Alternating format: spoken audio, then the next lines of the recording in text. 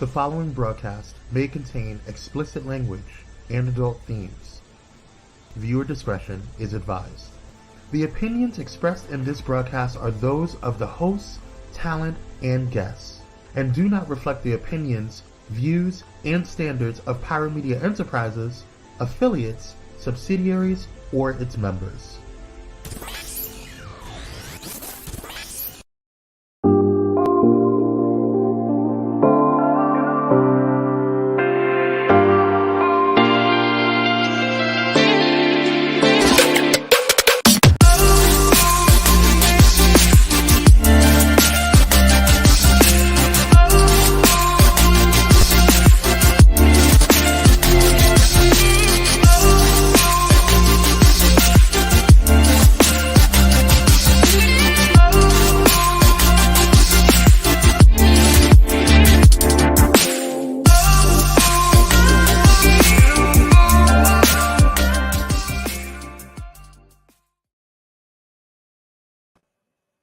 Hey, everybody. Happy Thursday, the first Thursday in July. Welcome to this episode of Nicoledvick Live. Y'all know every so often I come live, but y'all can't see me because, baby, my hair ain't did and I have on my pajamas. So we just going to be real about it right now, okay? But welcome nonetheless. Happy Friday, Junior. I got lots to say because a lot of things have happened in the last 24 to 48 hours that I need to touch on. And then there's some stuff that happened, between last week and the week before and this week. It's just a lot. So we just going to start. Now, the title of this episode is Ju-Lyin, because it's a lot of folks lying. It's a lot of folks lying and playing in our faces. And I feel like, this is the summer of our discontent. Okay. And I'm going to talk a little bit about how I came up with the name and the title of this episode. But first and foremost, how are you? I hope you are doing well. As I said, it's officially July. What happened? It was June. We almost done with the year. It's going to be December tomorrow. It's just too much for me. Thankfully, the weather has been cooperating and I'm really excited about it. I've been outside. I decided this summer, for some reason, I'm just going to say this in my life. I feel like the summer season always passes me by, and I refuse this summer for that to happen to me. So one thing that I'm doing to reclaim my summer, I'm getting dressed up when I go outside. Child, it don't be nothing but me going from my house to the coffee shop to go write this dissertation. I'm putting on a summer dress. I'm putting on the summer dress with the sleeve out, whatever. I don't care, because for me, I'm like, I have to represent for the summer because I'm going to look around and it will be fall. And I'm going to be mad. And y'all don't want to see me mad. So let me just put on my little summer dresses, the ones from last summer, the Tabitha Brown dresses. It's all right. The dress from Target that I was finna donate, but then I realized it was still cute. I'm putting it on. And I hope that you find something that brings you joy this summer season. Maybe a pretty summer dress, a walk on the beach, whatever it is. Don't let this summer pass you by. You hear? So, as I was thinking of a title for this episode, I don't know, Ju-Lyin just came to mind. I know I didn't make it up, but it's perfect given all that has happened. Y'all know when you were younger, now don't tell me I'm lying. When you were younger and somebody came to tell you some gossip that was so crazy that it couldn't be true, what was the first thing you said? You lying. You know, that's what you always said when somebody came with some gossip that just didn't make no, you lying. So I had to use Ju-Lyin. You lying, Ju-Lyin. You hear it, right? You hear it? Similar. And then this idea of the summer of our discontent is a play on the book by John Steinbeck called The Winter of Our Discontent, which is the first line of a Shakespeare play. I ain't read John Steinbeck and I ain't read Shakespeare, okay? But I Googled the summer of our discontent because I knew it came from somewhere. And I found by Jonathan Ryder on the American Bar Association's website, child, from 2014. It's called The Summer of Discontent, the struggle that changed a nation. And in that article, he reminded me that MLK said this was the summer of our discontent back in 1955 in reference to, and I quote from the article, the civil rights protest in Birmingham, Alabama. that Reverend King, Reverend Fred Shuttlesworth, and the Southern Christian Leadership Conference launched in April. MLK's Good Friday jailing and the iconic letter from Birmingham jail that he began writing while in the darkness of his cell. His theatrical stand in the schoolhouse door and the integration of the University of Alabama that followed his scripted yielding to the Justice Department on June 11th. So it's so funny just to be reminded that in some ways the ancestors put stuff in our minds to help us remember. The summer of our discontent was not something that came top of mind and connected for me to MLK, but obviously it was planted in my brain for a reason. And it prompted me to do some research and like, oh crap, this is actually a thing. So I don't know. I just feel like sometimes the ancestors send messages from wherever they are. And I thank them for those little reminders for us to stay grounded and to remember on whose shoulders we stand. So that's just kind of my little piece of history and the reason behind why I titled this episode What I Did. Now, let's pivot just a little bit. For some observances for the month of July. I will not be mentioning July 4th. We just gonna keep on moving past that. We had Juneteenth, and that was fabulous, and we will move on. July is Black Family Month, and I went to do some research. According to the Charles H. Wright Museum of African American History, Black Family Month was first recognized in 2006. Had no idea. Did y'all know this? To encourage the enrichment of families through education, health, and self-improvement. This observance also encourages us to support our loved ones, reflect with one another, and invest in and inspire the next generation. There's some ideas on how to observe Black Family Month. So in case you want to do some stuff with your family, here's some ideas. Cooking special family recipes, scrapbooking and genealogy tracing. Y'all know I've done that on ancestry.com and found things, and I'm like, what? So that's a great activity. Playing music, dancing would also be fun. Movie night. There's a couple of new black movies out. Going on a trip, a little road trip, whatever kind of trip. Volunteering, and then also, either playing team sports or watching team sports. So yes, July is Black Family Month. Hopefully you get a chance to have fun with your family, do something exciting. I also want to say, for the record, your family does not have to be your biological family. I don't know why my words are they're not coming out properly today. I don't know what that is, but you know what I'm trying to say. They can also be your chosen family, right? So it doesn't have to be folks that are directly related to you by blood, okay? So yes, have some fun. I didn't know about this, and this is a great activity to do with family. July 3rd was Crown Day. Hey! According to the Public Relations Newswire, this is the 4th National Crown Day, and it commemorates the inaugural signing of the first Crown Act on July 3rd, 2019, here in California. I am super duper proud to say that then Senator Holly Mitchell played a huge part in making sure that bill got signed. California is the first to sign this bill into law. And y'all know I got a floss, baby. I got a picture with Sister Senator current Supervisor Holly Mitchell. We both was matching, and it was not intentional. We both have on red that day. We're both Virgos. I feel like that is just my auntie in my heart. I don't know if she knows it. I might have to tell her one day. But just so proud of the work that she did here in California. Yes, I wear my natural hair to work.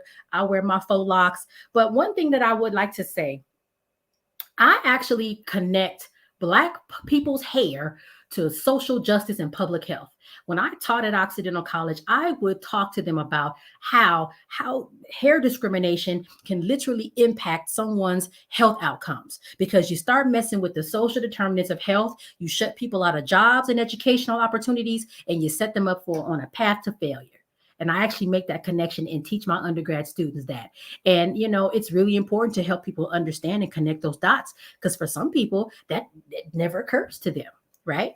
So just FYI, the Crown Coalition, which is part of the group that makes sure that this Crown Act happens, was formed in 2019 by Dove, the National Urban League, the Western Center on Law and Poverty, and Color of Change to create a respectful and open world for natural hair.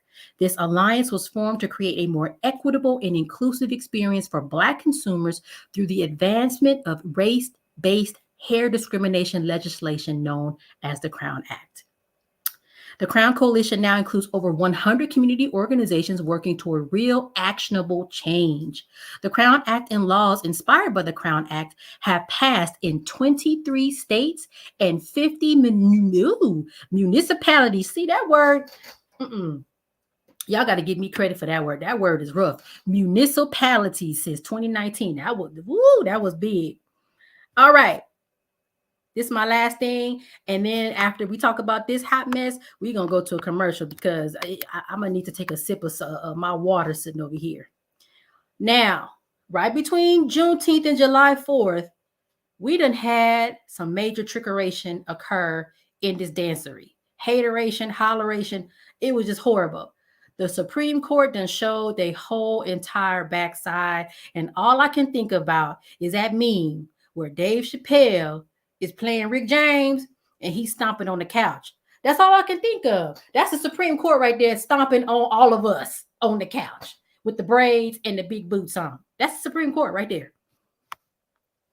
So I don't know if you know, but we're going to get into this right now. About half of Americans support the Supreme Court decision curtailing the use of race in college admissions, and a third disapprove, with views splitting along racial and ethnic lines in a poll published Sunday. This article is from Bloomberg. Majorities of white and Asian American respondents approved of the decision, while Latino and Hispanic Americans were evenly split, and 52% of Black Americans disapproved. Overall, 52% approved and 32% didn't. Last week's decisions by the court, which also included throwing out President Joe Biden's student loan relief plan, now that hurt my feelings, y'all. Come on now. And allowing a constitutional exception to anti-discrimination laws, injected the three issues into the mix for next year's election. So this is just like a collection of BS. Recent rulings by the Supreme Court, including last year's decision on abortion rights, signal a deep and dangerous creep towards authoritarianism and centralization of power. And that's what Alexandria Ocasio-Cortez said. Child, let me take a sip of something because my mouth is... Former Vice President Mike Pence, who's running for the Republican presidential nomination, said the affirmative action ruling acknowledged minority Americans' progress. I'm just very confident that African Americans, Hispanic Americans, and other minorities are going to be able to compete and succeed, he said on ABC's This Week. Why you say such lies? You're lying. Before we go to commercial, I just want to say this. These three decisions, harmful, very, very harmful to a lot of people. I don't know if you know this, but that one ruling where the wedding planner, I think she plans or creates websites for couples that are getting married. She didn't want to create them for gay couples. Do you know? I just learned this. One of the hosts on KBLA here in Los Angeles. Did you know this was a hypothetical situation? This hadn't actually happened and she was mad and sued. This was, if this happens, I don't want to have to do this. That to me is crazy, to make that kind of ruling on a hypothetical situation. And the fact that the Supreme Court decided to take that case off of a hypothetical, that bothers me. And you should be bothered too. The student loan stuff, I think we all kind of knew that was going to happen. So, but this other thing with the discrimination, well, you can't, use race as a factor in determining admission in college. Interesting enough, there's all these people that get to go to school on legacy. Oh, my grandma went to Harvard. Oh, my great grandmother donated $100,000 to Harvard. Can I get in? There's so many kids that get in on this legacy stuff. So now I'm starting to hear, well, hey, if you're going to remove race as a factor, can we eliminate the legacies then? Because those are the people that are really stealing folks' seats why you can't get in, because you got, John over here whose mama went to Harvard 30 years ago and y'all didn't let him in because of that. and he don't actually qualify. He wouldn't get in any other way. Those are the people who are taking the seats from people that deserve to be able to go, that actually make the grades. So how about we go there and tackle that? And so I'm starting to hear a lot of information and pushback on, okay, if you're going to take grace out, then baby, let's get rid of these legacies. And I know that's not going to happen because people going to be mad. But if we're going to shut it down for one people, shut it down for everybody. That's the way I feel about it. And with that, let's go to a commercial.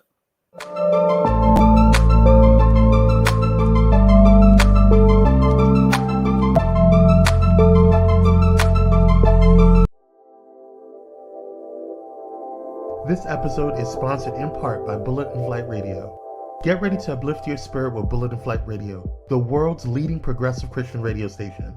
Experience the vibrant fusion of gospel house music and a rich medley of inspiration from all musical genres that'll make your heart soar. Join their extraordinary lineup of today's trailblazers, visionaries, and voices that matter, all sharing their stories and wisdom. Stay plugged in around the clock as they broadcast unmissable content 24/7. Your go-to station for all things inspiring.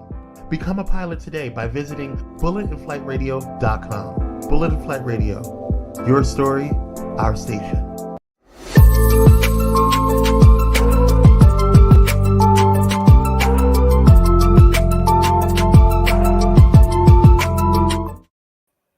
And we're back. Hey. So I want to touch on a few current events. I want to talk about what I'm going to talk about on Nicole Vick. Oh, child, producer, I feel like I need to just to stop the show. I want to talk about a few current events, and I'm going to talk about what I'm going to talk about next week, and then we're going to wrap it on up. Ooh, my mouth is like blah, blah, blah. I don't even know why, because I ain't been talking out at all day. I've been here minding my business, but my mouth is like, girl, I don't know what you want me to say. What's going on? Anyway, I have to talk about Carlisha Hood and her 14-year-old son. I know this happened about 2 weeks ago, maybe 3, but we haven't talked one-on-one, face-to-face like this. And about it. So y'all know what happened, right? She went into the little hot dog stand to pick up some food in Chicago. I think his name is Jeremy Child. No. Watch the part where the shooting happened, but I had about something big man. I don't even know what happened. I don't even know, but I know I saw him balled up, and it was crazy. So, a fight ensued, and she somehow got in touch with her son. Son pulled that gun out, shot him, killed him. Should he have died? I would say no. I feel like there were opportunities where we could have dealt with this differently. There were a lot of people in that space, men, that could have probably, neutralized that situation. It didn't happen. And that man lost his life. But I will say this, listen here. I don't think that young boy was wrong. He was literally watching his mother. She could have died the way he was punching on her. So he did what he had to do to stop the harm. Okay. But I know there's been a lot of discussion around it and whatnot. And I feel like I've heard that she is suing Chicago. She was arrested, and so was her son. Very unfortunate event. And I feel like in some ways our communities are becoming very fractured. And I feel like if we had a stronger sense of community, there's a possibility that could have been dealt with. That man would still be alive today. But you know what? It is what it is at this point. Stand your ground. The little boy had to do what he had to do to protect his mother. So I don't think it's wrong. Y'all let me know. There was a lot of dialogue around that whole issue for a long time. Really, really crazy. So I just want to touch on that because I know we hadn't had a chance to talk about it. Last Sunday, I was on a podcast with Dr. Kamani. She has a podcast about toxic jobs and has a consulting firm called Lifting as We Climb Consulting. She's really, really concerned about Black women in the workspace. Now, I have been talking about this a lot. Our challenges are so unique, and we suffer quite a bit. I've talked about this with Vonda Page, how we are seen as workhorses. We are used to being seen as being in service to others and not as people. And so one of the reasons why I did on her show was because for me, from what I see on LinkedIn and other spaces, these conversations are usually around women in corporate spaces, Black women in corporate spaces, but we forget that there are Black women in public service that work for the federal government, the state government, county government, city government, all over the United States, that are sheriffs, right? That are law enforcement, that are social workers, that work in county hospitals, in those types of public settings, that are also dealing with environments that are not conducive to their growth, their development. We have this thing in the Black community, specifically in the workplace, where we are both invisible and hyper visible at the same time. They don't see you in one aspect, but in the other, they oversee you. Like, I can't breathe. Often overlooked for promotions. We are given lots of work to do, and our work is not respected. So remember, I've talked a lot about psychological safety and how sometimes we are left out of that. We are not able to be ourselves. And I know many of you will say, I don't want to true self at work. They don't need to see me, but just keep in mind that other people don't have to think about those kinds of things. They don't have to code switch. They talk how they talk, and that's it. But a lot of us literally are two different people from home and work. And we have to do that because we've been taught we have to protect ourselves. And it's not imagined, it's not fake, it's very real.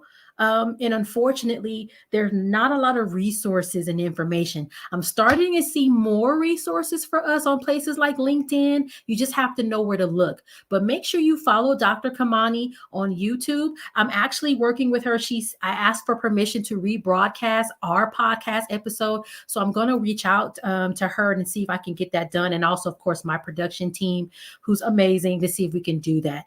Because I think our conversation was really, really important and very valuable. So if you are stuck in a workspace that's not serving you well, do not quit your job. You ain't finna never hear me say that, because baby, we got bills. And I think that's another thing I'll say, and I'm gonna leave this alone. For a lot of us as Black women, we support our entire family. So if I'm unhappy, I can't just quit, right? And for those of us in public service jobs, I can't quit, because guess what? I got a pension hopefully waiting for me, and you may be 10 years out or 5 years out from that pension, and that pension is going to help you finish paying your mortgage off, help pay for your kids' college education. You also, for some of us, get health insurance until we die, when we retire. So there's a lot that is on our backs. There's a lot to lose if we walk away. And so that's not always the option for folks. But Dr. Kimani and others that do this work are really trying to help Black women figure that out. Like, how do we get out of this so we can save ourselves? Because baby, you don't work yourself to death, literally be dead. And next day your job is up on the announcement board. They're going to have a little, oh, so sorry. And then that's it. So save yourself. And let's work on that. But I just want to let you know I was on that podcast. I'm hoping to be able to rebroadcast it with her permission. She said she'd be fine with that. So we're going to see if we can make that happen, hopefully this month. Okay. Now, y'all, we got to talk about Keke Palmer and her baby daddy. I don't even know the man's name, child. Darius or something like that. He had a problem apparently with her outfit the other day at the Usher concert. She had went to go see, Usher. And I guess, the outfit, he didn't like it. And he posted publicly on social media his distaste for her outfit. I think it's bigger than the outfit. I think something else is going on. But baby, that ain't a conversation that you have on social media with your partner. You talk to her when you get back. When she come back home, hey babe, you was looking real beautiful in that outfit, but I think it was a little too much, babe. What you think? Oh, what you talking about? I liked it. Okay, well, I don't know. Maybe I'm just feeling away because of something, right? Dialogue, putting it on Twitter or whatever the hell he did is not the answer to the question. It's not. And I had to post today. I said, do he know? Do he know that he got a Virgo for a woman? Do he know that? I feel like he must have forgot, because We tend to do whatever the hell we want to do. Like, no, you're not. No, no. And it's funny the selective morality of certain people. Like, you worried about her outfit and stuff, but did you? But you ain't even married her. I don't know. And not to say that married means that you get to tell her what to do, but you understand what I'm saying? Like, you have morality in some spaces, but then you don't in the others. So I don't know. He had canceled his little Twitters and his social media accounts, but I see he's back now, but has turned off his comments. So he done with y'all. But I hope Kiki is done with him too, because that's too much. That's a huge red flag. Huge, huge red flag. Child, that flag so red. Child. Kiki, run, baby, please. Mm-mm. And the other thing I want to talk about is threads. Y'all, my show producer was talking about threads on social media, but and then I was seeing other people. I'm like, what is this? What is this threads, y'all? I am old. And I posted on Facebook. I said, how do I get to the threads? Where is the threads? Is there an address? Like, what is it? I was so lost, and I got on there finally, and then I signed up, but it was blank. I'm like, well, ain't nothing on here. Woo. Finally I start to see people's posts. I'm asking questions. Do we use hashtags on here? No. I don't know what's going on, but I got on it. So if you are on threads, look for me. Everything is Vick. Apparently Instagram/Facebook's response to Twitter, and Twitter is mad. Elon said, I'm finna to sue you because I think y'all done stole some. I don't know what he think that people done stole, but he mad. He big mad. All right, y'all. Social media time. Let's talk about what I've been talking about on the besides threads.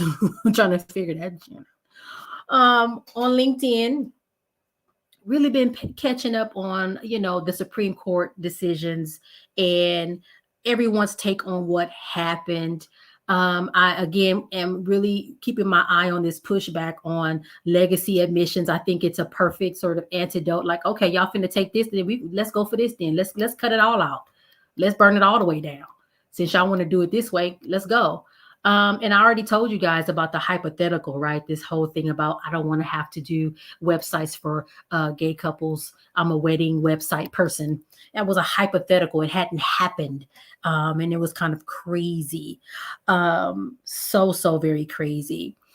And the other thing I'll say about this whole Supreme Court decision too that bothers me is, you have Sotomayor, you have Justice Brown, and of course they are holding the dissenting opinion, like, this is crazy, why are you doing this sort of thing. And I love the responses that they gave and the way that they wrote what they wrote. But again, one of the things that popped up for me is this is why I struggle with this concept of if you're not at the table, you're on the menu. Those two women are at the table. They are at the table. Now, true enough, there are other judges there that are leaning in the other direction, but those two women are at the table, and and everything is still on the menu. You can still be sitting there at the table, hoping to make a difference, and stuff will still go the way it's not supposed to go, right? It will still go left. And so I struggle. I always have struggled with if you're not at the table, you're on the menu, baby. You can be sitting on the table, at the table, around the table, underneath it, and stuff will still be on the menu. Impact you and everybody else that looks like you, or underrepresented people, marginalized populations. So I struggle with it because it's like, well, then what's the point of being at the table? What's the point of being there if ultimately the ish is going to go left? I don't know. So I still struggle with that. I'll probably be struggling with that until I die. I don't know. That's a real cray. Woo! On LinkedIn, everybody was in an uproar. So the New Orleans Museum of Art was looking for a curator of its African art collection. They hired a palm-colored person, and her name is Amanda Maples. Seems to have the appropriate credentials, but she not Black. Can a non-Black person curate Black art? I mean, I guess I don't know. But folks was asking the important question: wasn't nobody black able to do this job? Like y'all could nobody. So it turns out a black woman did apply for that job. According to Erica Witt, she applied and did very well.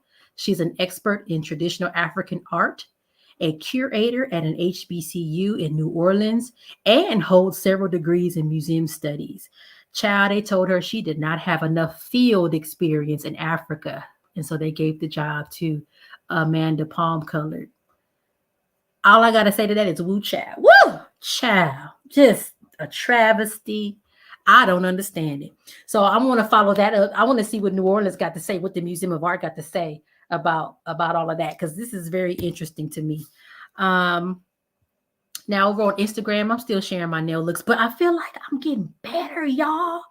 I feel like I'm getting better and better. People are more often hopping into my DMs like, are you taking clients? I can't take not one client. I'm not licensed. I can only do my nails and allow my child to let me experiment on her nails. I can't do nobody's nails, y'all. But it's making me excited. I'm like, let me go to nail school in 2024 so I can do some nails. Wouldn't that be crazy? Nicole D. Vick, Doctor of Education and Nail Tech. That would be crazy. But you know, that's me though. That's how I live my life. Now, I'm gonna keep saying this. When it comes to social media, TikTok is where I'm at. If you want to see the realest me, you will see that on social media. You got to go to TikTok. I share words of wisdom. I do share my nail looks there. Hot takes on what's trending, tips and tricks to make life better. Now, here's what I was running my mouth about on TikTok. Listen, today I work from home and I heard something loud outside, which is not unusual. I said, what is going on outside? It was a funeral procession down my residential street. I said, this is a new thing here. I don't know what this is. I don't know if the family or the deceased wanted to take a last drive through the hood. I don't know what it was, child. But listen, that's not even the like crazy part. At some point, my neighbor was out there. Young man, it's a family, but the young man was standing out there. I don't know what happened, but one of the people that was driving by in the funeral procession kind of slowed the car down and was like, hey, you got a problem? Talking to the young guy next door to me. He had a handgun in his hand. Child, must have shut that door. Nope. Not today. I got a full life to live, baby. Bye-bye. Door shut. I don't know what happened. That was wild. So if you want to hear about that, it's on TikTok. Now, the other thing I talked about was that submersible. Y'all remember that thing, that Titan that imploded in the ocean by the Titanic? One of the things I talked about a lot was who deserves to be saved. And the reason why I brought it up was because everybody and their mama was looking for this submersible. But meanwhile, a week before or a few days before, a whole ship of migrants had capsized in the ocean and the people was drowning and dying. And none of us knew about it. It had not made the news wave, but we all knew about that submersible, child. We all knew about that thing. And to me, it just reminded me we need to have these conversations. Who deserves to be saved? And most of you will say everybody deserves to be saved. And that is true. But is that reality? Is that what's really happening? It is not, right? Some people are deemed worthy to be saved and some people aren't. And we need to reconcile with that. We need to sit with that and think about that a little bit deeper than what we've been thinking.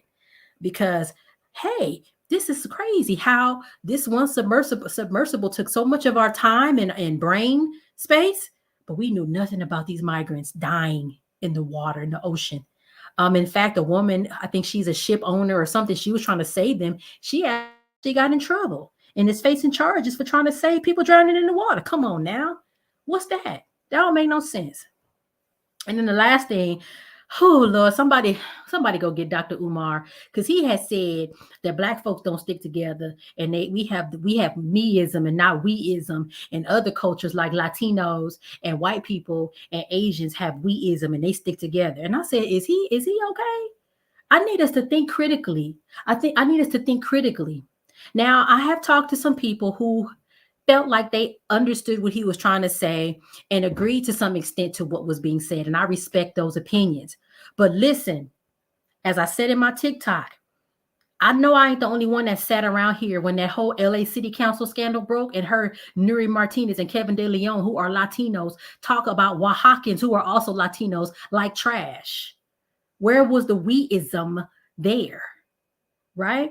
And again, in my TikTok, I said, we all know there are some Asians, Chinese, Japanese, Korean, who are deemed higher and held in higher esteem than someone from Vietnam, right? Vietnamese or Taiwanese, right? So where's the weism there? I need us to think critically. Is there a convention of the Asians and they come together and talk, and the convention of the Latinos and they all on the same page? Come on. And stop saying that Black people have inherent defaults or defects. What is this? We don't have weism, we have meism. What? The only reason why we still here now is because we have weism to some extent. Now, can we do better? Absolutely. I just don't like when we start comparing ourselves to other people, baby. Our experience here in this country is unique. Our challenges are unique. Please don't do that, because what happens is people hear that and believe it, and then they act in the same way. They go out there, well, it's all about meism. It ain't weism. So why should I trust this Black man or this Black woman with my life? Listen, we can't continue to perpetuate the BS. I was mad. Can you tell I'm mad now? No, this is some BS. We do not have an inherent defect or have some issue over and above other cultures. Come on now. Please stop. So anyway, if you want to hear that kind of I can't even talk. If you want to hear that kind of reality, that kind of like, no, let's think critically about this thing, TikTok. Okay. And maybe Threads too. Maybe.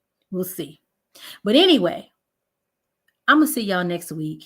I'm going to have some of my classmates on to talk about the importance of sisterhood in academia. So y'all know we're getting this doctorate. And I feel like, I could be wrong, there's a lot of Black women in my program, a lot of Black people, period, but a lot of Black women. And I want to talk to them about their motivation. So if you're thinking about going back to school, we're going to have a good conversation with them, learn some things. Did you know only 4.4% of doctorate degrees holders are Black women? Only 4.4% of doctorate degree holders are Black women in the United States. That's crazy. So anyway, y'all, I'll see you next week. In the meantime, visit my website. It's getting a makeover. It's going to be real pretty. My books are there on the website. I have 2 of them, Pushing Through, Finding the Light in Every Lesson, and my journal, Push Through, 52 Weeks of Light in Tough Times. And that's all. I think that's it. That's all, child. I'm going to see y'all next week, because obviously my tongue and mouth is just confused. I'll see y'all next week. Bye.